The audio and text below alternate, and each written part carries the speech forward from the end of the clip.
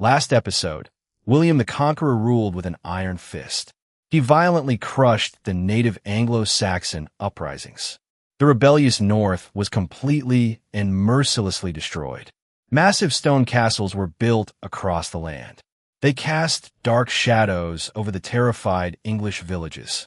The strict feudal system locked everyone into rigid classes. Peasants were legally bound to work the muddy soil. Norman barons claimed all the vast agricultural wealth.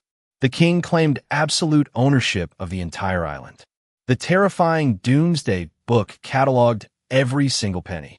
There was absolutely no escape from royal taxation. The Norman kings wielded unchecked, tyrannical authority. They believed their power came directly from God. But absolute tyranny cannot last forever without resistance. The powerful barons would eventually turn against the crown. We're doing a comprehensive series on the grand history of Britain, covering everything from mud villages to fractured kingdoms. New episodes will drop every single week, so make sure to like this video and subscribe to the channel so you never miss an update. For over a century, the Norman kings squeezed the English people for every ounce of wealth. They used the heavy taxes to fund massive, expensive military campaigns across continental Europe. The English barons were forced to provide heavily armored knights for these endless foreign wars. If a baron refused to fight, he was forced to pay an incredibly heavy tax known as scutage. This system worked as long as the English kings were actually winning their battles in France. But at the dawn of the 13th century, a disastrous new monarch inherited the English throne. King John was a deeply paranoid, cruel, and highly incompetent military commander. His older brother Richard had bankrupted the country fighting glorious crusades in the Holy Land. But Richard was deeply loved and respected as a legendary, fearless warrior king. John, on the other hand, was deeply despised as a treacherous, scheming coward who always stayed behind. He completely lacked the physical courage to lead his men effectively on the bloody battlefield. Instead, he relied entirely on expensive, ruthless foreign mercenaries to fight his losing battles. Almost immediately after taking power, John managed to lose the ancestral Norman territories in France. He was disastrously defeated by the French king, losing vast amounts of incredibly wealthy land. This humiliating military defeat earned him the mocking historical nickname of John Lackland. Desperate to win back his lost territories, John began demanding unprecedented levels of taxation from his barons. He arbitrarily raised the inheritance taxes so high that noble families were instantly bankrupted. He sold wealthy widows and young noble heiresses to the highest bidder to fill his royal treasury. He established incredibly cruel forest courts that heavily fined anyone who accidentally cut down a royal tree.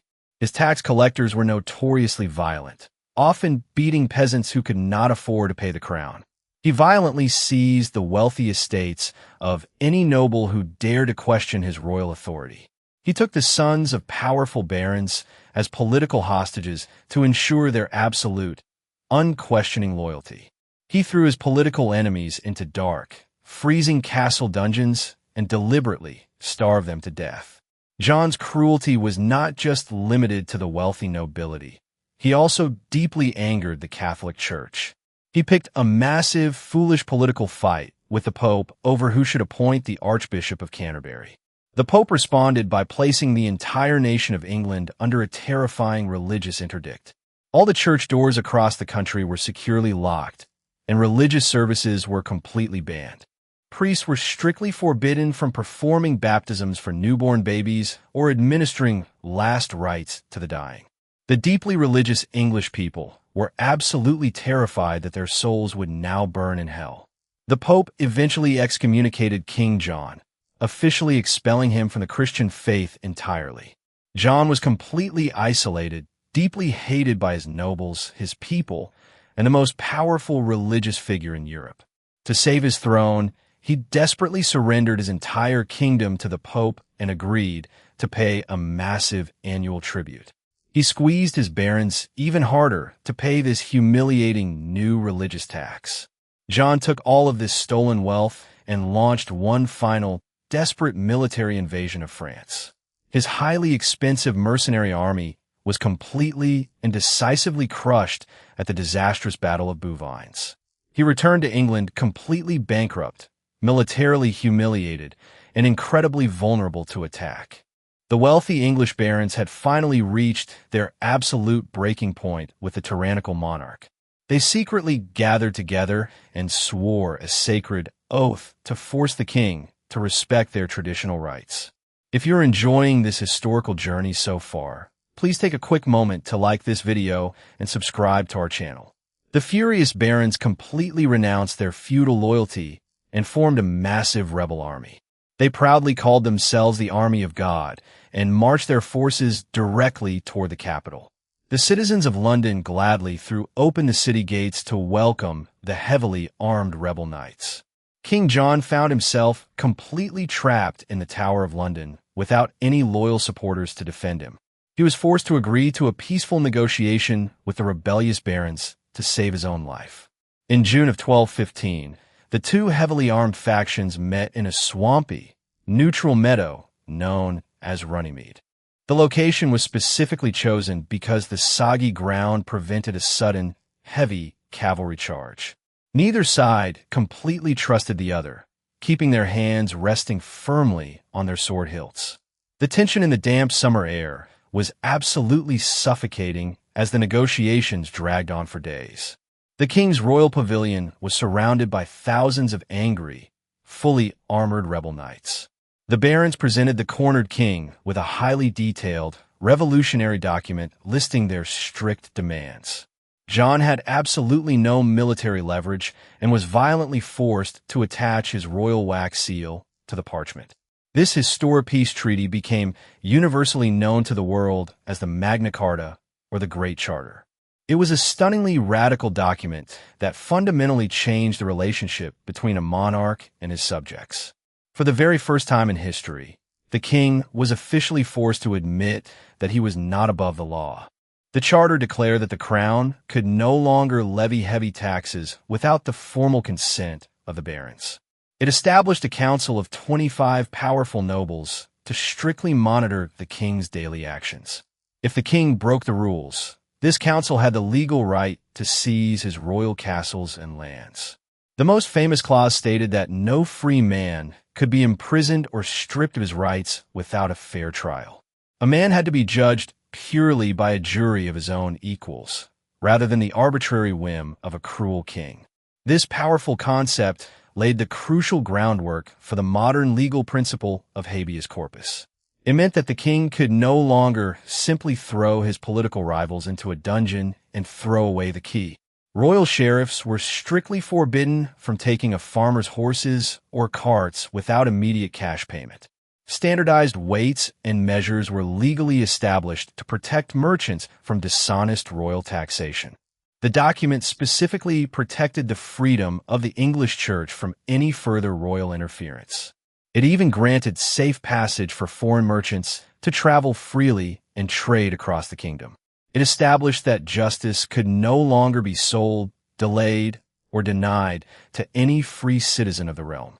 Although it originally only protected the wealthy elite, its revolutionary ideas would eventually spread to everyone.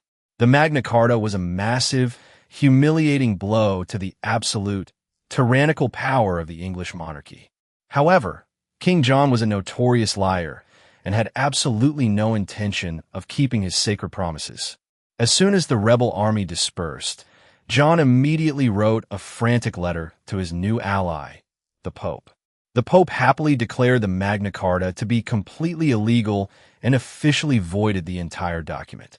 The furious barons instantly realized they had been completely betrayed by the treacherous king. The country rapidly descended into the brutal, chaotic violence of the First Barons' War. King John unleashed his brutal foreign mercenaries to ravage the English countryside in pure revenge. His army marched across the land, burning rebel castles and completely destroying valuable crops. They successfully laid a massive, brutal siege to the towering rebel stronghold of Rochester Castle. John's engineers tunneled directly under the massive stone keep and used the fat from 40 pigs to to burn the wooden supports. The corner tower completely collapsed in a massive cloud of dust, forcing the starving rebels to surrender. Despite this tactical victory, the rebel barons absolutely refused to yield to the tyrannical king. They controlled the wealthy capital of London and warmly welcomed an invading French prince to take the throne. A French army landed on the southern coast, and King John was forced to flee for his life across the country. While crossing a treacherous tidal estuary, John's royal baggage train was completely swallowed by the rising sea. He lost all of the priceless crown jewels and the vast royal treasury in the muddy, freezing waters. Shortly after this devastating loss, the deeply unpopular king contracted a severe case of dysentery. He died a miserable, agonizing death in a muddy castle, completely despised by the entire nation. His unexpected death accidentally saved the English throne for his 9-year-old son, Henry III. The loyal royalists quickly reissued the Magna Carta in the young boy's name to win back the rebel barons. This brilliant political move successfully ended the Civil War and drove the French invaders back across the Channel. The Magna Carta was reissued many times over the next century, becoming a foundational pillar of English law. It transformed from a desperate peace treaty into a powerful, universal symbol of human liberty and justice. Kings could no longer rule with an iron fist without constantly looking over their shoulders at the law. The seeds of modern parliamentary democracy were successfully planted in the muddy meadow of Runnymede. The absolute power of the medieval crown had been permanently and successfully broken. However, a future English king would rise to completely centralize royal power and unleash terrifying new wars. Next week on our channel, we march north with one of the most ruthless military commanders in history. We will follow King Edward I, famously known as the Hammer of the Scots, as he launches brutal new campaigns. Get ready to witness his massive invasion of Wales and the construction of his towering iron ring of stone castles. You will discover his legendary, blood-soaked clashes with the fierce Scottish rebel leader, William Wallace. If you enjoyed this animated journey through rebel barons and royal tyranny, hit that like button right now to show your support. Make sure to subscribe to our channel, Stickman Chronicles, so you are first in line when the next episode drops. Thank you for watching, keep exploring the past, and we will see you right here next week for the ultimate showdown.